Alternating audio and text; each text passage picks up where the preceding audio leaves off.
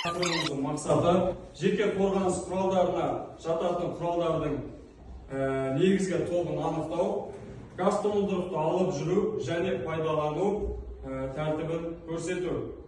Сабағымызды жалғастырмас бұрын слайдқа назар аударамыз. Бұл тақырыпқа оралмас бұрын біз өткен тақырыпқа шолу жасайық. Қазір биологиялық қару тақырыбына өз бетімізше сұрақ жауап ретінде өткенге шолу жасайтын боламыз. Сіздерге 1 минут уақыт беріледі. Биологиялық қару тақырыбынан әрқайсыңыз сұрақ қоюға, ойластыруға. Уақыт кетті. Кім дайын қол көтеріп сұрақ қоюларыңызға болады.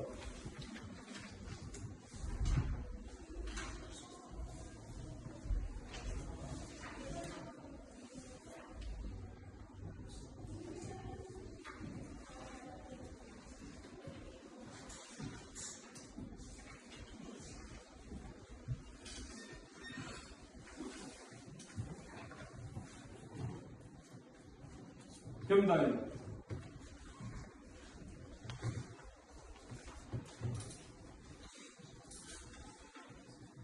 Дайынбыз ба? Орнымыздан тұрамыз. Биологиялық қару дегеніміз не және оның әсері қандай қасиеттерге негізделеді? Осы сұрақты сыныптағы қай оқушыға қойып береді? Айым. Айым. Биологиялық қару дегеніміз не? Орнымыздан тұрайық. Биологиялық қару дегеніміз ол адамдарды және алғы шамашылығында жануарларды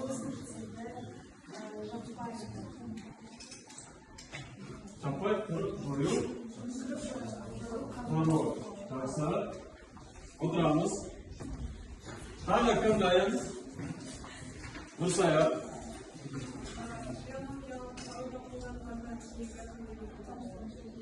Жақсы. Осы сұрақты кімге қойғым келеді? Олжасқа. Биологиялық қарудан қолданғаннан кейін адам немесе ауыл шаруашылық жануарлары әлсіздік сезінеді және ауру өз белгілері болады, кейде жолда өлімге Жақсы. Жақсы.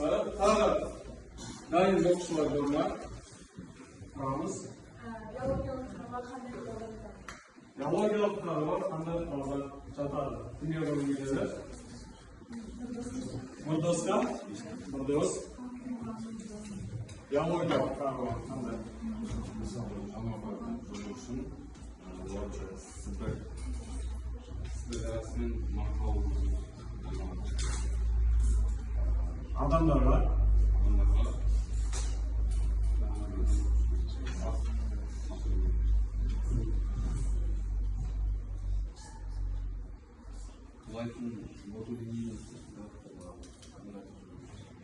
Жақсы. Отырамыз. Сұрақ?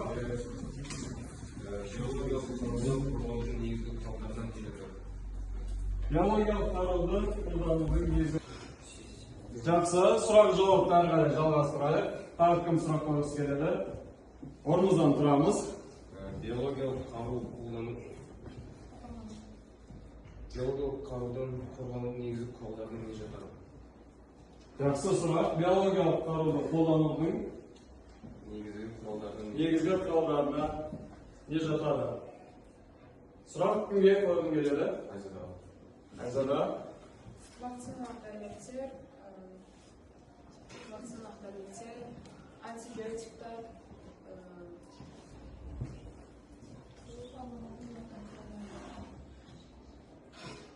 жұқпалы аурулардан алдын ала сақтан ететін дәрумендер.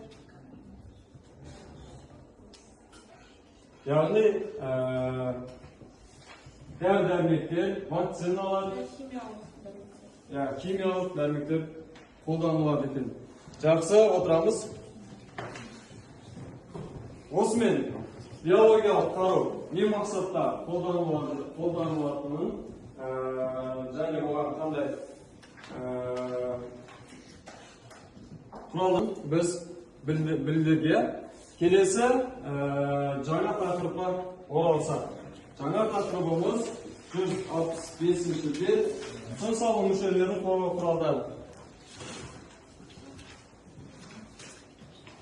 Тыныс алу мүшелерін қорғау құралдары.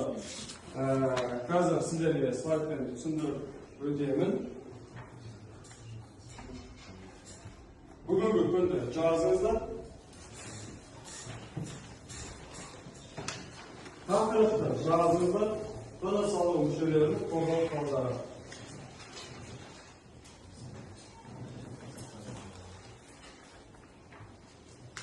Тыныс алу мүшелерін қорғау құралдары. Газ тұндырғыш пен респираторлар, мақта бетперделер мен мақта дәмелі таңғыштар сияқты қарапайым қорғау құралдарын жатқызуға болады. Слайдтан ақпарат, өздеріңізге керекті ақпаратты жазып алуларыңыз болады.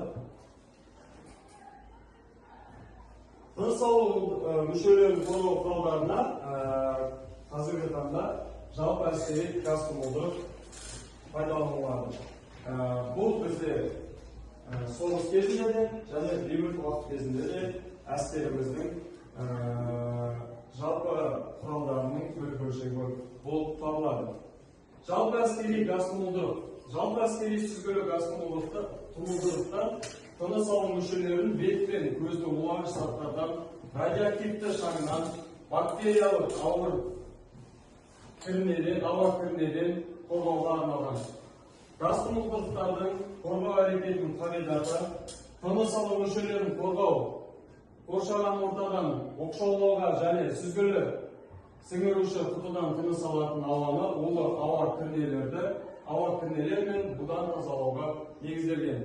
Яғни газ тұндырғышты біз шаң тозаңнан және де химиялық радиоактивті түрлі улы ауалардан қорғайды екен. Газ тұндырғышты қазір алдыларыңызға қойдым. Осы газ тұндырғыш бойынша ішін ашамыз, сосын бір-бірімізге өткізу арқылы бір көріп шығамыз. Шолу жасап. Жақсы, ары қарай жалғастырайық. Газ тұндырғыштың құрылысы. Газ тұндырғыш бұл бізде бірінші номерде тұрған бет бөлігі, яғни ашсаңыздар байқайсыздар. Бірінші номер бет бөлігі, екінші номерде сүзгілі сіңіруші құты, үшінші номер мата, қапшық, төртінші номер тыныс алу тығыны торабы, бесінші номерде сөйлесу құрылғысы, алтыншы номерде дем шығаратын тығыны және де жетінші номерде тығыздағыш. Әрі қарай көрсетілген номерлер барлығы суретте алдыларыңызда көрсетіліп тұр.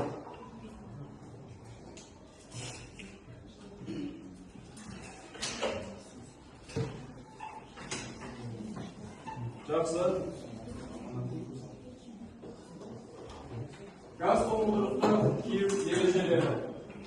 Газ тұндырғышты жорықтық дайын ұрыстық жағдайларда алып жүреді. Газ тұндырғышты жорықтық жағдайда келтіру үшін газ тұндырғыш салынған сөмкені оның жапқышы өзінен кері қарайтындай сол жақ көкседе болатындай етіп, оң иыққа асу. Екіншісі, сөмкенің жоғарғысы бел шамасында тұратындай етіп, оның бауын ұзындығын жылжымалы тоғасымен баптау.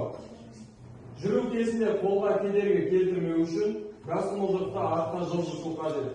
Керек болса белдік таспа арқылы газ тұндырғышты белге тартып алуға болады. Қазір газ тұндырғышты алып бір оқушы шықсын. Кім шығады? Азамат, жақсы.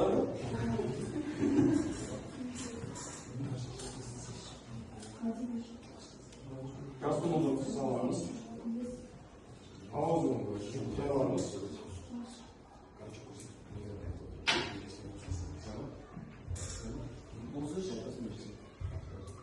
Шығады. Нұрдоста көмектесем дейді. Белес отыра тұр.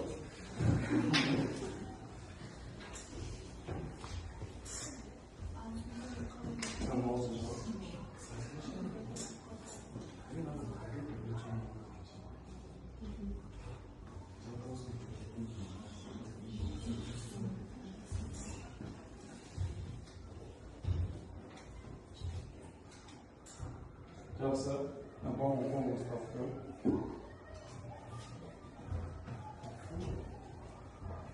Қазір газ тұмылдырықты кию тәртібімен танысатын боламыз. Балалар назар аударамыз. Ең бірінші бізде беріліп тұр. Салынған сөмкені өзіне ыңғайлы етіп шақтап кию деп тұр. Оны оң иықтан сол жақ жамбасқа қарай кию керек.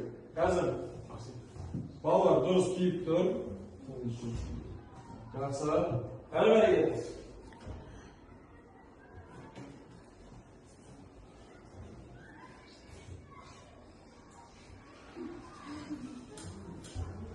Әрі әрекетті. Сіздерге газ тұмылдырықты дайындаңдар командасы беріледі. Газ тұмылдырықты дайындаңдар командасы беріледі. Содан кейін газдар командасы берілетін болады. Газдар деген кезде біз газ тұмылдырықты алып шығып, киюіміз керек болады. Газ тұмылдырықты алып шығып.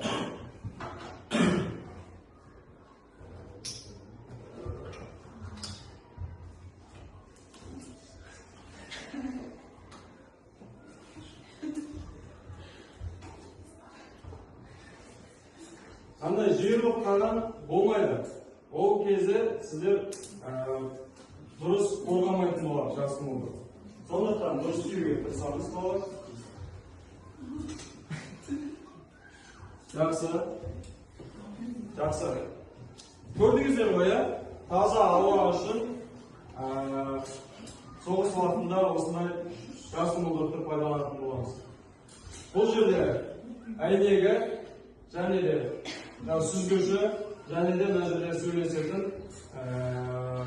ауа шығаратын орны берілген. Жақсы, көрдіңіздер ғой? Шешеміз.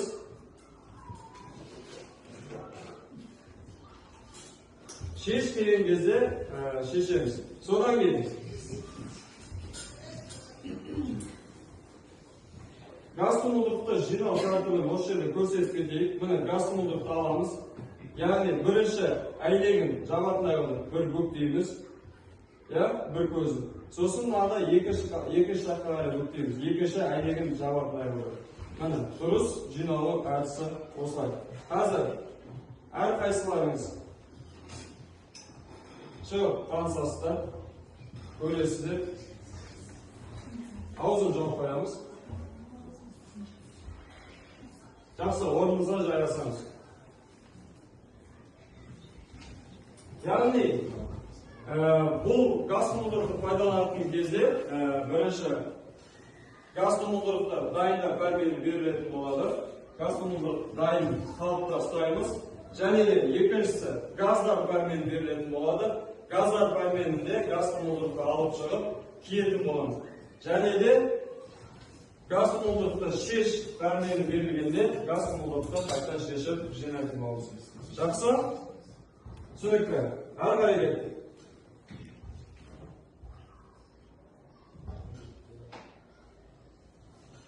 Мақта дәңгелі таңғыш жасау. Мақта дәңгелі таңғыш жасаудың стоп нәзіркелік емес. Жақсы. Сауалымызды әрі қарай жалғастырайық. Қазір сіздерді топқа бөлетін боламын. Яғни бірінші қатар, бірінші топ, екінші қатардағы оқушылар, екінші топ, үшінші қатардағы оқушылар, үшінші топ. Алдарыңызға берілген қағазға қазір постер қорғау арқылы топ-топқа тапсырмалар берілетін болады. Бірінші топтың тапсырмасы жалпы әскери газ жұмылдыру, оның қолданылуы және құрылысы. Жазып алыңыздар, бұл сіздерге арналған тапсырма. Жалпы әскери газ жұмылдыру, оның қолданылуы және құрылысы. Екінші топқа арналған тапсырма. Жазып алыңыз. Дулыға бетпердені таңдау, жарамдылығын тексеру, газ жұмылдырықты жинау және сөмкеге салу. Екінші топқа арналған тапсырма. Және де үшінші топқа арналған тапсырма. Тыныс алу мүшелерін қорғаудың қарапайым құралдары туралы ақпарат беру. Яғни, қазір топпен жұмыс, балалар бір-бірлеріне тақырыпты түсіндіру арқылы қосыр қорғайтын болады. Кірісеміз, сіздерге 5 минут уақыт.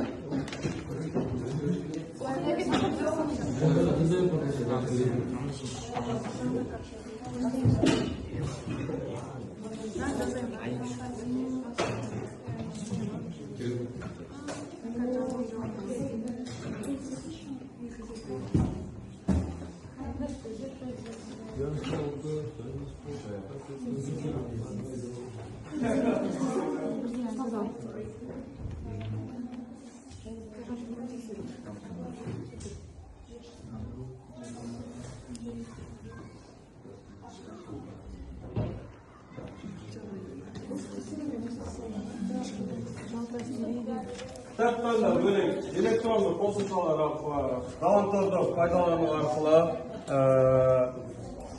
ақпараттар қоссаңыздар болады.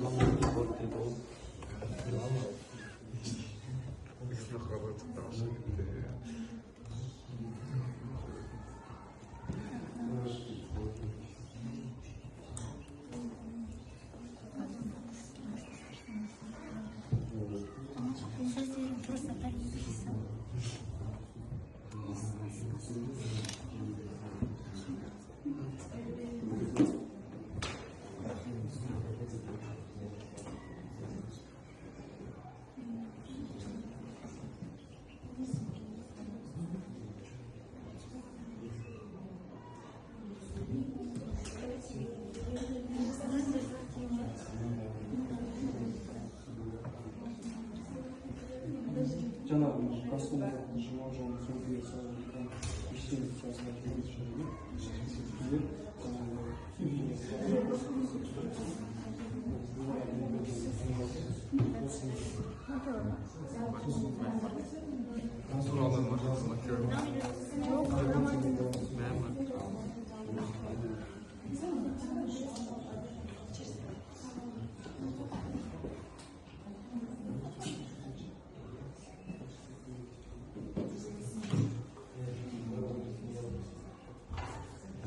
Кім дайын?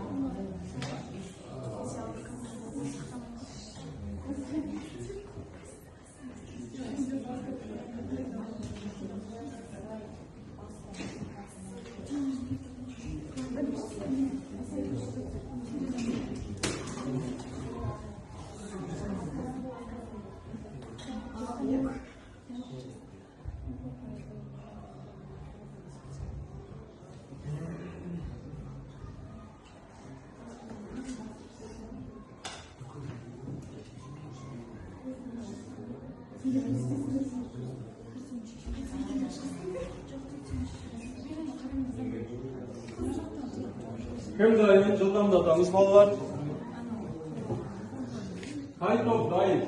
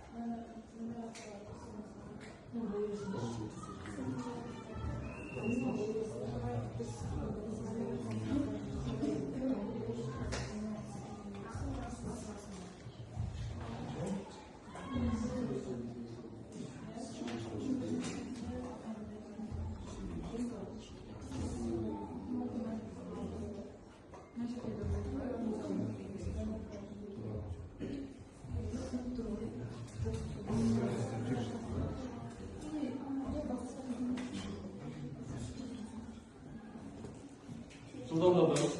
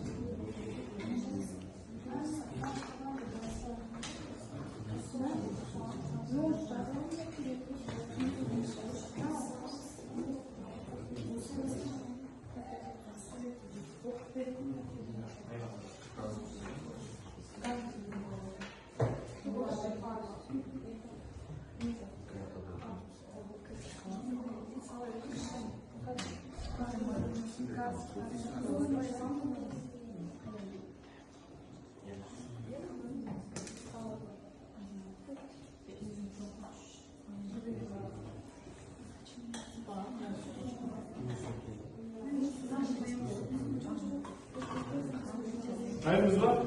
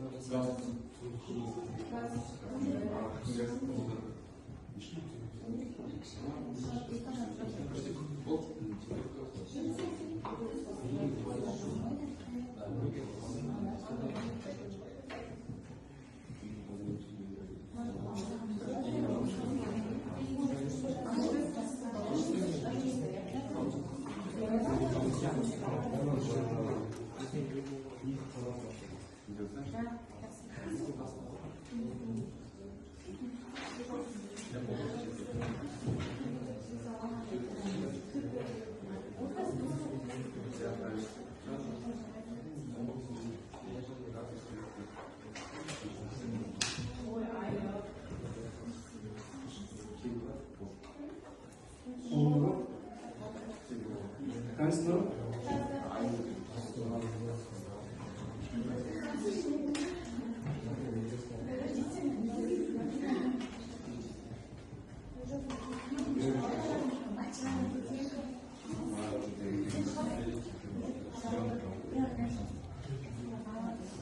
Sizler dışarıda biraz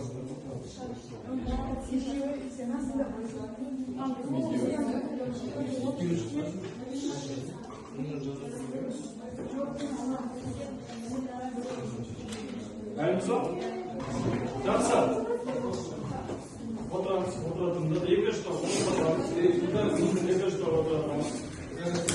Onun da oturatımız var.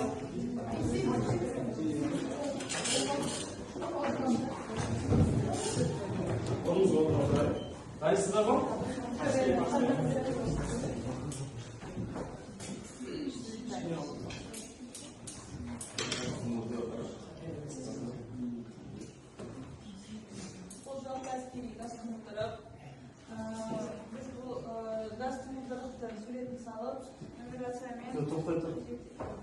Жақсы, отырамыз, не? Сабина болды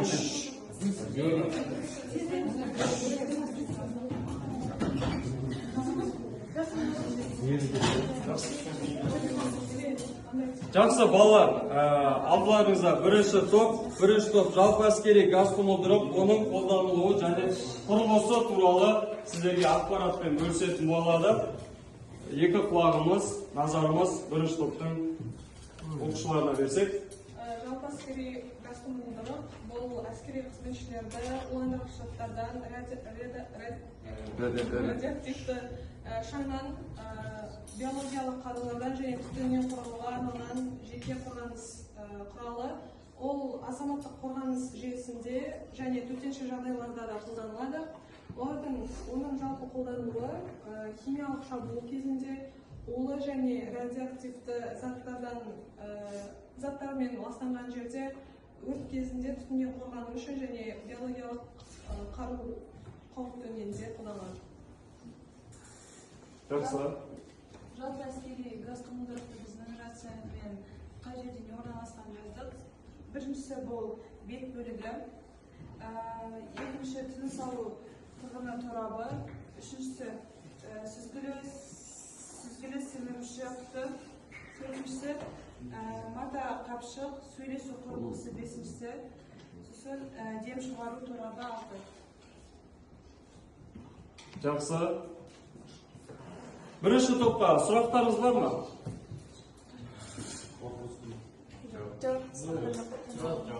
Сұрақ жоқ. Жақсы, отырамыз. Тағы қай топ дайын?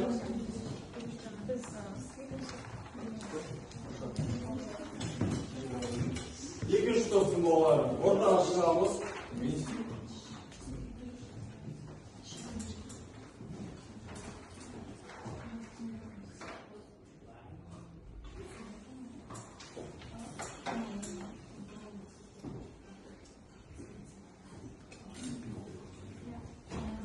Жолға беттеріне таңдау, рандомын тексеру, газ жұмылдырықты жинау және сүзгіге салу.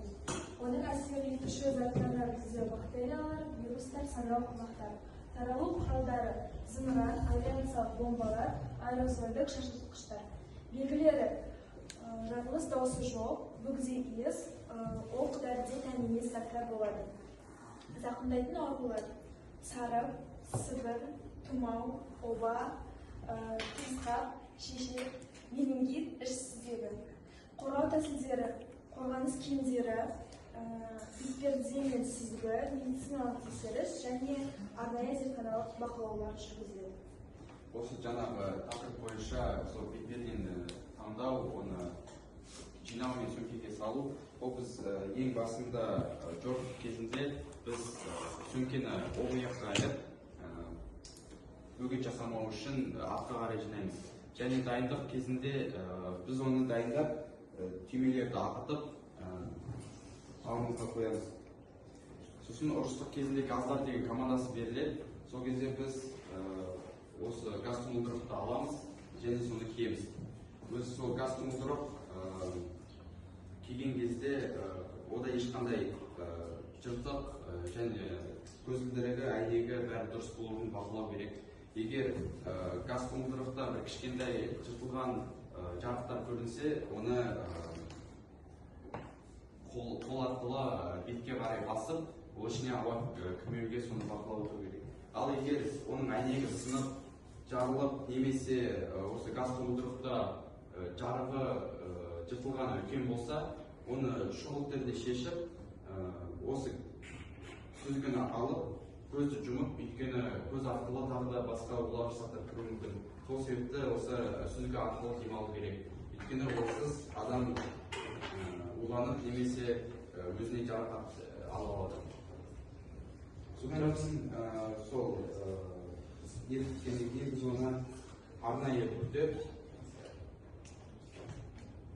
барлық әйнектер жабылатындай және сүзгісі төменде орналасатындай қылып сөмкеге саламыз.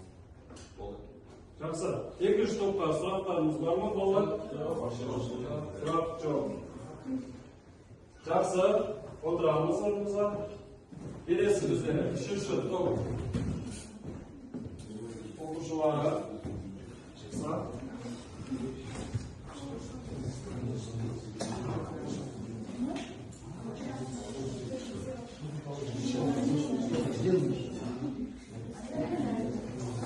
Тыныштык сактайбыз.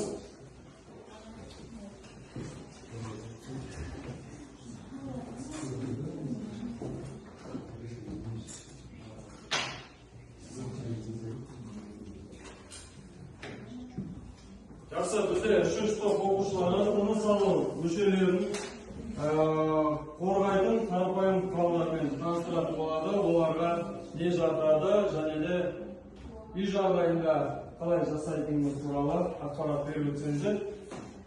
Бізде сөйлеткендей тыныс алу мүшелерін қорғайтын қарапайым құралдар берілген. Яғни бізде гастомодераттан өзге тағы респираторлар, яғни осы L2 деген респиратор қарапайым құралы бар. Әрі осындай мақтадекелі таңқыш жасау үшін біз осындай сызбаны шығарттық. L2 респираторы деген сол екі тыныс алу тығынымен бірден шығару тығынымен жарақталған, бас бөлігі тартпаларын және мұрынды қысқысы бар түрлеші жарты бетперде болып табылады. Сызбада көрсетілгендей біз оның әрбір бөлігін атап шықтық. Ол радиобелсенді шам және бактериологиялық аэрозолдерден қорғау үшін қолданылады. Сосын үйде өз қолымен осындай масканы жасау үшін бізге дәке немесе бинт керек. Сол дәкенің ішіне 1-2 сантиметр қалыңдығы болатын мақтаны саламыз және дәкені екі жағынан жабамыз. Ал оның шеттерінде тұратын бинт ол 30-35 сантиметрдің аралығында болу керек. Және ол адамның иегін, мұрнын және аузын толықтай жабу керек. Жақсы. Түсіндік па? Кімде сұрақ бар? Үшінші топқа арналған. Сұрақ бар ма? Үй жағдайында қалай жасайды екенбіз? Түсіндік па? Жақсы, отырамыз. Енді жалпы үш топқа бөліп сабақты өз бетімізше зерттедік. Әрі қарай газ жұмылдырықты барлығымыз киіп үйренсек. Бұл нәрсе өмірде керек болады, кез келген жерде пайдаланып қалуларымыз мүмкін. Сол себептен қазір әр топтан 2 баладан шығып киіп көрсек дұрыс болады. 2 бала бір топтан, 2 бала бір топтан, 2 бала үшінші топтан шықса. Кім шықсы келеді?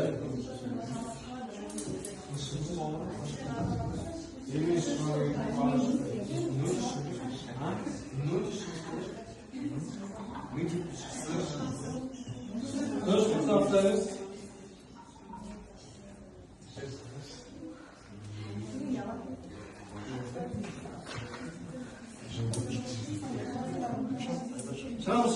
Шамыз. Келді бала. Кел. Ер азаматсың. Қыздарға көрсетейік.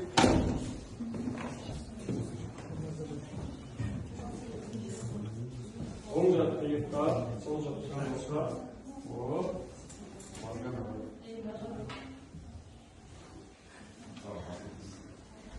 Тыныш.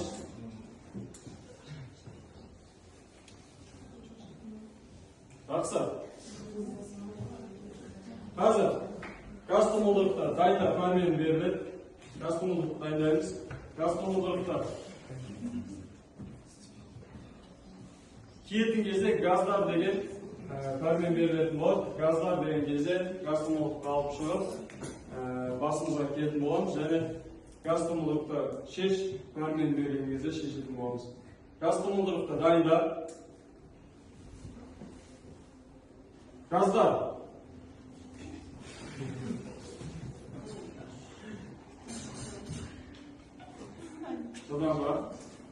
жылдамырақ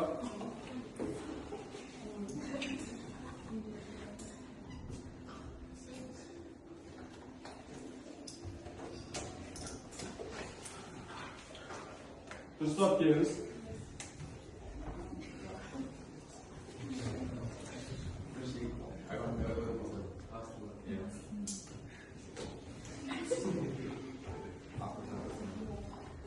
Жақсы. Қане?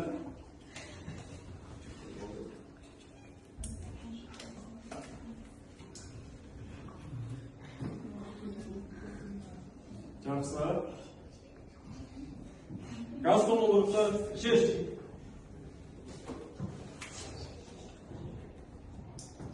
Жақсы. Қайтадан сөмкеге саламыз. Жинау тәртібін ұмытпаймыз.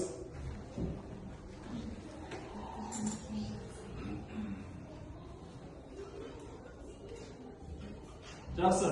Келесі балалар дайын отырамыз. Келесі балалар.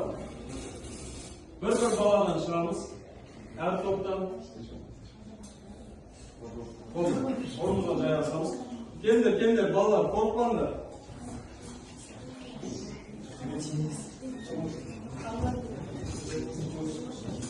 Келдер.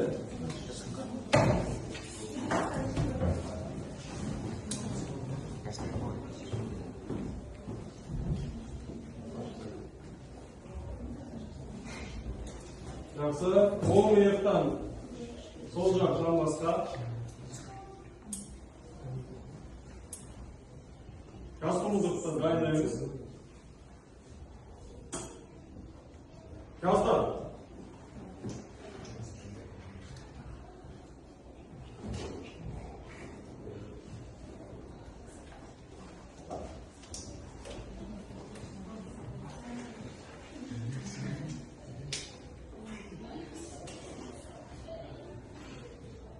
Жақсы.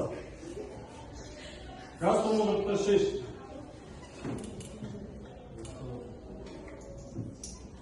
Қайттан орнына жинаймыз.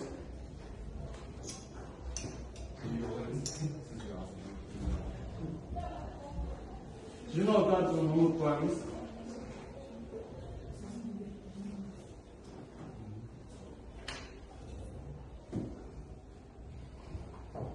Жақсы, маған беріңдер шешініп, орнымызға отырамыз.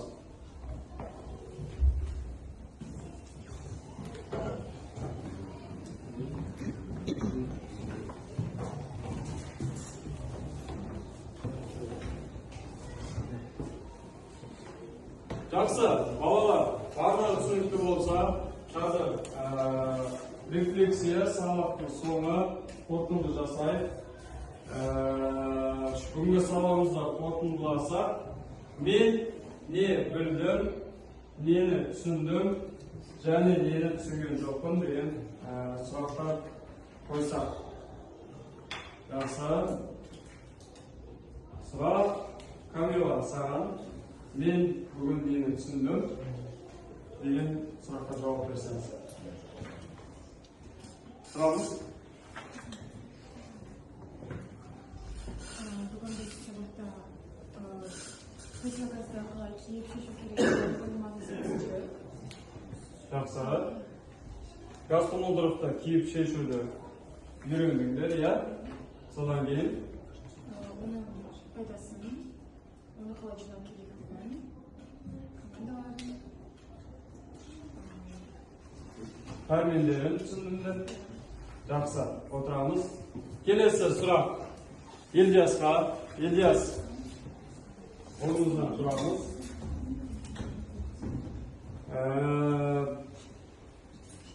Газ толтырыптың құралдарымен таныстыңдар, иә? Иә. Газ толтырыптың газ толтырыптан басқа қандай құрал бар еді? Үй жағдайында болсын. жағдайында Оны қалай жасаймыз?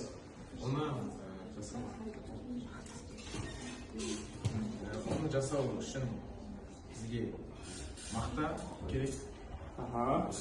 Мақтады келем. Оның размері 20 сантиметр болу керек. Жақсы. Ені 30-35 сантиметр. Және де оны